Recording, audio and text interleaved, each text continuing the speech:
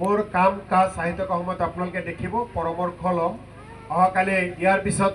এই লাচাংগা গাঁও পঞ্চায়তত বহুত এলেকাত যাব লাগিছিল কিন্তু মই 26টা জিপিত মই সিদ্ধান্ত লৈছোঁ সকলোৰ লগত আলোচনা কৰি যে প্ৰত্যেকটো জিপিৰ মূল যিটো কাৰ্যালয় আছিল তাতে একবাৰ যাই দেখা কৰিম আৰু জিপি বাকীক তাৰ পৰাই ধন্যবাদ দিম প্ৰথম ৰাউণ্ড দ্বিতীয় ৰাউণ্ড জিপিবিলাকত আহিলে 4-5 জেগাত যাম আৰু তাৰ পিছত ৰাউণ্ডত আহিম এদিন আপোনালোকৰ গাঁও পঞ্চায়তত আহিম এখন গাঁও সভা পাতিম সকলোকে মাতিম সিদিনা মোৰ লগত অফিচাৰ বিভিন্ন ডিপাৰ্টমেণ্টৰ সকলো থাকিব একেলগে ৰাইজৰ পৰা সমস্যাসমূহ শুনিম সমস্যাসমূহ লিপিবদ্ধ কৰিম আৰু আহি থকা 5 বছৰৰ কাৰণে কৰ্মসূচী বনাম যে আমি কি কাম কৰিম সেই কামখিনি লৈ অহা 5 বছৰ কাম কৰিম আজি আপোনালোকক জনাই থৈ দিম গতিকে পঞ্চায়ত টিম আছে মই আছোঁ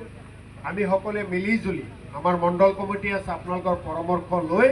একেলগে এই অঞ্চলখনত কাম কৰাৰ কাৰণে পল লৈছোঁ সকলোৱে দুৱা আশীৰ্বাদ কৰিব গোটেই গাঁওবাসীলৈ গোটেই পঞ্চায়তবাসীলৈ লাচাংগাৰ মোৰ ধন্যবাদৰ কৃতজ্ঞতা থাকিল